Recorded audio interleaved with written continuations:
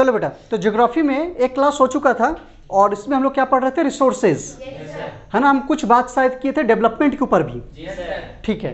तो अगर हम रिसोर्सेज को और आगे पढ़ें, जिसको हम लोग बोलते हैं क्या, संसाधन, यही बोलते हैं ना।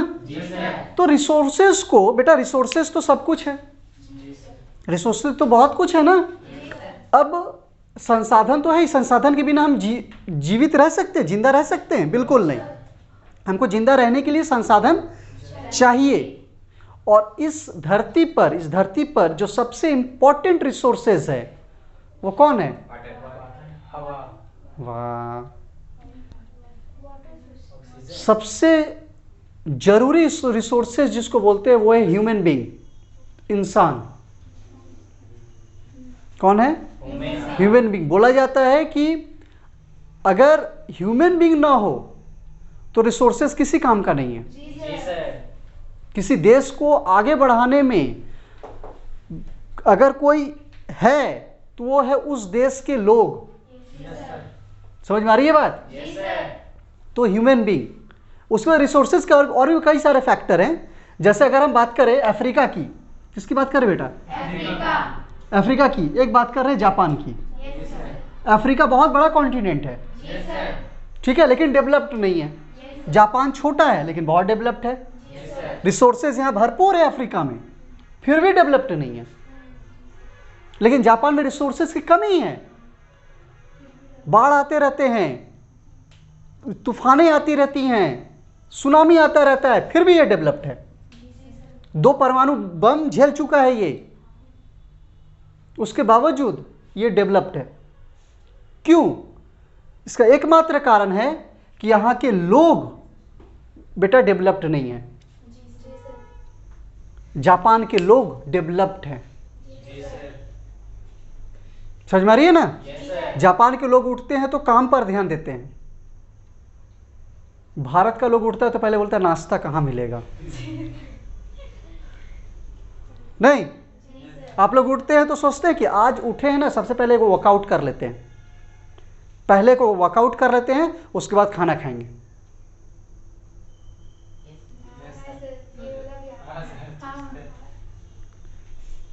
उठते के साथ क्या बोलता है? मुंह धोना है।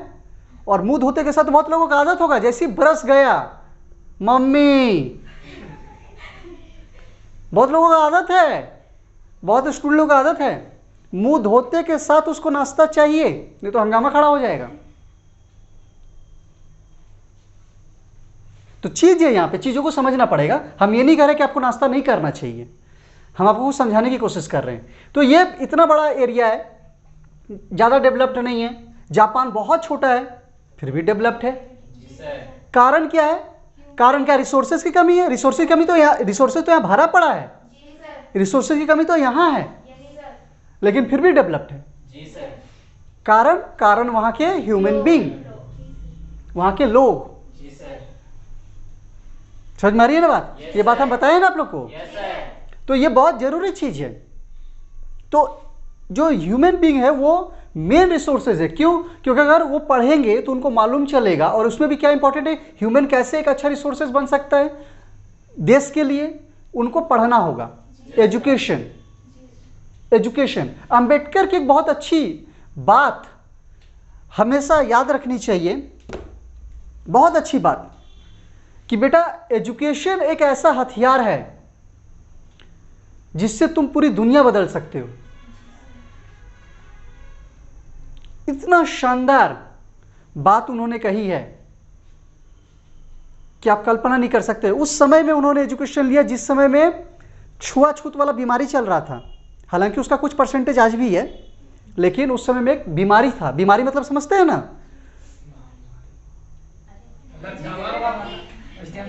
भेदभाव।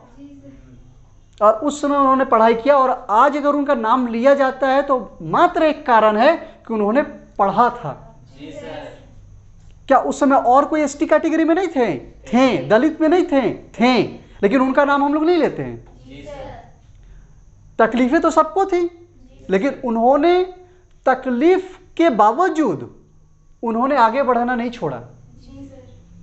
उसका रिजल्ट ये है कि आज हम लोग उनकी बातों को फॉलो करते हैं।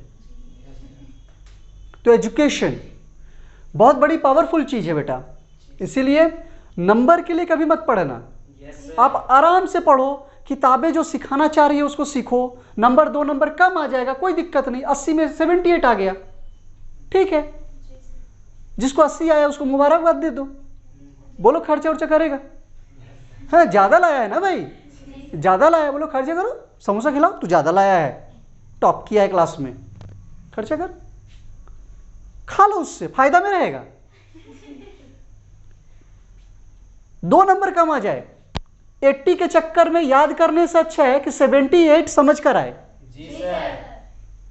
नहीं समझ में आ रही है तो बेटा हीन भावना नहीं रखना गया मेरा ये हो गया ये हो गया, कुछ नहीं हुआ।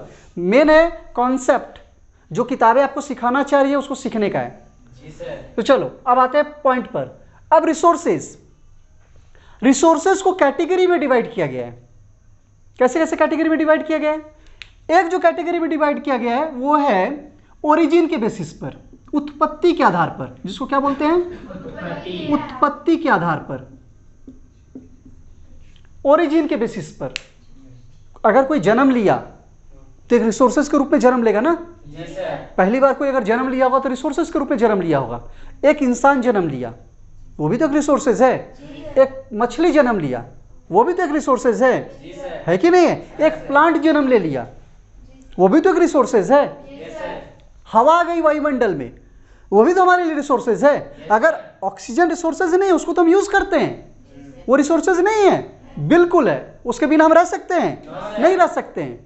तो रिसोर्सेज तो एक तो हो गया ओरिजिन के बेसिस पर। तो जाहिर है ओरिजिन के बेसिस पे दो लोग आएंगे। एक तो आएगा वो लोग जो जिंदा है, जिसको बोलते हैं लिविंग थिंग, और एक आ जाएगा नॉन लिविंग थिंग। आएगा कि नहीं आएगा? तो ये जो लिविंग थिंग और नॉन लिविंग थिंग है, इसी को हम ज्योग्राफिकल लैंग्वेज में बोलते हैं बायोटिक और एबायोटिक। क्या बोलते हैं बेटा? बायोटिक और एबायोटिक। हाँ, तो ये हो जाएगा बायोटिक। जो लिविंग थिंग है उसको क्या बोलेंगे? बायोटिक। और जो नॉन लिविंग थिंग उसको क्या बोलेंगे? एबायोटिक। Abiotic, abiotic. ठीक है, क्लियर है? यहाँ पर तो कोई डाउट नहीं होनी चाहिए आपको। तो एक जो डिवीजन है वो किस बेसिस पर है? ओरिजिन के बेसिस पर है, ठीक, उत्पत्ति के आधार पर। अब दूसरा जो है वो है एग्जॉस्टिबिलिटी के बेसिस पर। एग्जॉस्टिबिलिटी मतलब कैसे आप उसका उपयोग कर रहे हैं, कितना खपत हो रहा है। अब जाहिर है रिसोर्सेज हो तो उसको खपत करेंगे ना। सनलाइट का यूज करेंगे कि नहीं करेंगे? वाटर का यूज करेंगे कि नहीं करेंगे? करेंगे ना। कोल का इस्तेमाल कर रहे हैं कि नहीं कर रहे हैं? आपके रेल में कोल भरा पड़ा है, खाली कर दिया ना, खत्म कर दिया ना पूरा? बचा हुआ है कि खत्म कर दिया? बचा हुआ है। चलो टारगेट रखो, अगला साल खत्म कर देना। एग्जॉस्टिबिलिटी क्या है बेटा? एग्जॉस्टिबिलिटी के आधार पर। आप खाली समझो, सारी बातें बुक्स में होंगी, चिंता नहीं है।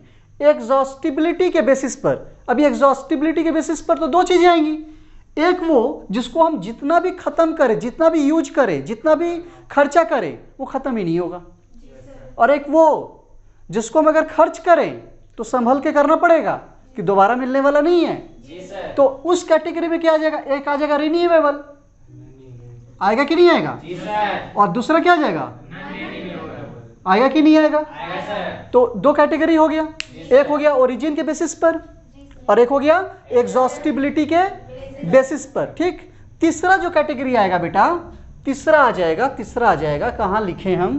जगह ही नहीं बचा है। कहाँ लिखे? किसके रिसोर्सेज के ऊपर? में यहाँ पे लिख दें। तीसरा जो आएगा वो आएगा बेटा ऑनरशिप के बेसिस पर। किसके बेसिस पर? जिसको बोलते हैं स्वामित्व के आधार पर। स्वामित्व, स्वामी समझते हैं ना? प्राणनाथ, स्वामी। तो ऑनरशिप के बेसिस पर जैसे एक तो हो गया इंडिविजुअल, जिसको बोलते हैं इंडिविजुअल। जैसे घर मेरा घर मेरा है, मेरा रिसोर्सेज है, तू घुस के देख।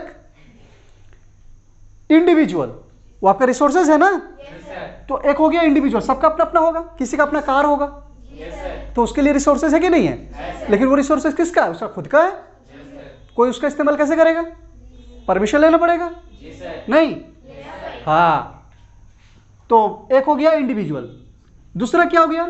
दूसरा हो गया पब्लिक। पब्लिक पार्क, पार्क जाके बोल सकता मेरा है, घुस के देख, मार डंडा वहीं पर, ठीक है, दोबारा आएगा नहीं नजर। समझ में आ रहा है ना? जितने पार्क होते हैं या जो घूमने वाले जगह होते हैं वो किसका है? पब्लिक के लिए है, वो भी तो एक रिसोर्सेज है, लेकिन वो आपका इंडिविजुअल है, खुद का है नहीं, पब्लिक का है। ठीक। एक जो आ गया, एक आ गया बेटा नेशनल।